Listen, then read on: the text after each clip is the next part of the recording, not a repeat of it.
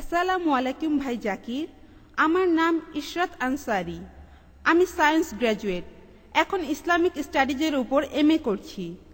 আমার প্রশ্নটা হলো, পবিত্র কোরআনে এটা বলা আছে যে আল্লাহ ছাড়া আর কেউ জানে না যে মায়ের গর্ভের সন্তানের লিঙ্গ কি হবে। তবে চিকিৎসা বিজ্ঞানের উন্নতির ফলে এখন আমরা গর্ভে থাকা অবস্থায় সন্তানের লিঙ্গ জানতে পারি।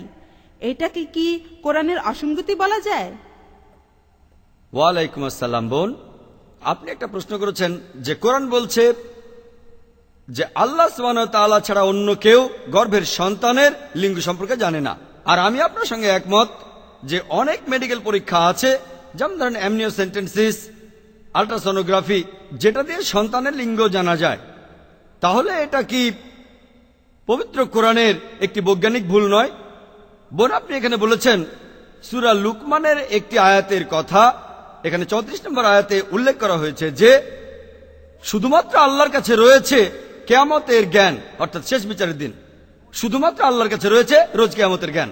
কখন বৃষ্টিপাত হবে, মায়ের জরায়ের ভিতরে কি আছে, কেউ আগামীকাল কি অর্জন করবে, আর সে কোথায় মারা যাবে, এই 5টা জিনিস আল্লাহ সুবহানাহু ওয়া তাআলা ছাড়া কেউ জানে না। আপনার প্রশ্নটা হচ্ছে কোরআন বলছে যে আল্লাহ সুবহানাহু ওয়া তাআলা ছাড়া অন্য কেউ গর্ভের সন্তানের লিঙ্গ সম্পর্কে জানে না। বোন, এরকম ভুল ধারণার কারণ হচ্ছে কিছু ভুল অনুবাদ রয়েছে। কোরআনের বেশ কিছু অনুবাদ আছে, বিশেষ করে উর্দু অনুবাদ, যেখানে বলা হয়েছে যে আল্লাহ ছাড়া অন্য কেউ গর্ভের সন্তানের লিঙ্গ সম্পর্কে জানে না। আর আরবি কোরআনে লিঙ্গ শব্দটা নেই। পবিত্র কোরআন বলছে আল্লাহ ছাড়া অন্য কেউ জানে না জরায়ের ভেতর কি আছে। কোরআন এখানে লিঙ্গের কথা বলছে না, কোরআন এখানে বলছে যে সেই সন্তানটা কেমন হবে। সে কি সৎ হবে নাকি অসৎ হবে, সে কি সমাজের জন্য উপকারী হবে নাকি ক্ষতিকর হবে, সে বড় হয়ে কি হবে, সে কি একজন ইঞ্জিনিয়ার হবে নাকি ডাক্তার হবে। আর বিশ্বাস করেন, মেডিকেল সায়েন্সের সমস্ত জ্ঞান দিয়েও আপনি আগে থেকে বলতে পারবেন না একজন মানুষ কেমন হবে। এটা কোরআনের ভুল অনুবাদ। হ্যাঁ, আপনি কিছু বলতে চাচ্ছেন? আপনি সুন্দর প্রশ্ন করেছেন।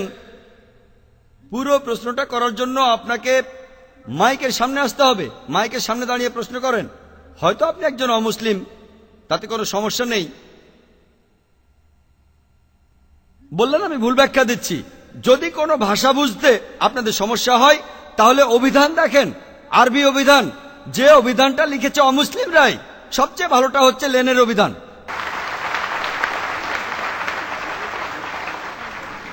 অমুসলিমদের লেখা আরবি অভিধান পড়েন, সেখানে দেখতে পাবেন আরবি কোরআনে লিঙ্গ শব্দটা উল্লেখ করা হয়নি। অমুসলিমরাই বলবে আমি না। এবারে অন্যান্য জিনিসগুলো, কিয়ামতের দিন সম্পর্কে জানেন? অনেকেই অনুমান করার চেষ্টা করেছে।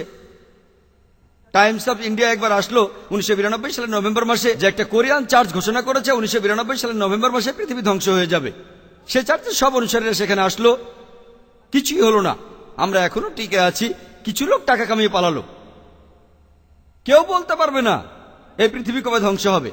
বৃষ্টির ব্যাপারে বলি, কিছু মানুষ বলবে বিজ্ঞান উন্নত হয়েছে, আবহাওয়ার পূর্বাভাস শুনে বলতে পারি কখন বৃষ্টি হবে, কোথায় বৃষ্টি হবে। আপনারা জানেন এই পূর্বাভাসগুলো কতটা সঠিক, এরা কতখানি সঠিকভাবে বলতে পারে, বিশেষ করে ইন্ডিয়ায়। আচ্ছা, কেউ হয়তো বলবে আমেরিকার পূর্বাভাস সঠিক। আচ্ছা, তর্কের খাতিরে মেনে নিলাম, এই কথাটার সঙ্গে একমত হলাম।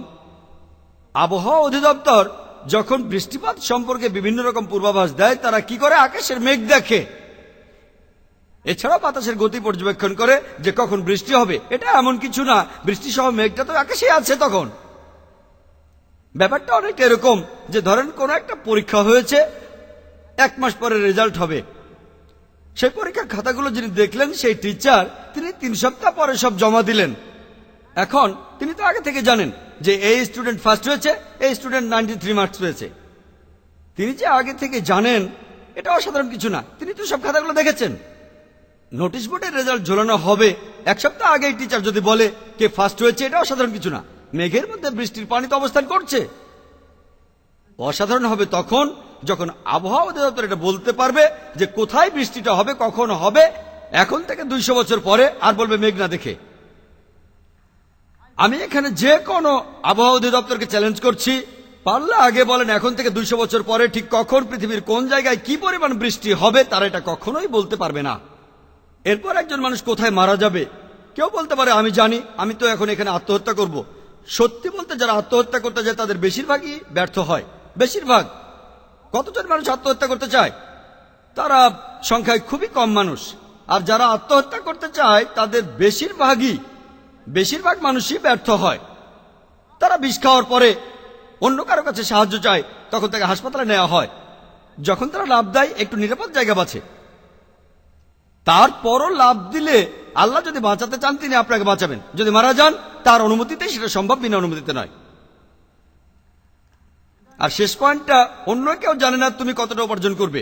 আপনি বলতে পারেন ভাই জাকির আমি তো মাসে 2000 টাকা উপার্জন করে থাকি, কোরআন তো ভুল বলছে। কোরআন এখানে টাকার মাপকাঠিতে উপার্জনের কথা বলছে না, এখানে বলা হয়েছে তাকসিবের কথা। এই আরবি শব্দ তাকসিব এর আরো একটা অর্থ ভালো কাজের অবদান আর খারাপ কাজের অবদান। এখানে শুধু বেতনের কথা বলা হয়নি। আর আপনি যদি বলেন আমি 100 টাকা মানুষকে দান করেছি, তারপরও আপনি জানবেন না যে আপনি কতটা সওয়াব পেয়েছেন, আপনি কতখানি আশীর্বাদ পেয়েছেন। আপনি কখনোই বলতে পারবেন না যে ভালো কাজ করলে কি সওয়াব পাবেন, খারাপ কাজ করলে আপনি কি পরিমাণ গুনাহগার হবেন আগে থেকে জানেন না। এ সবকিছুই জানেন একমাত্র আল্লাহ সুবহানাহু ওয়া তাআলা। আশা করি উত্তরটা পেয়েছেন।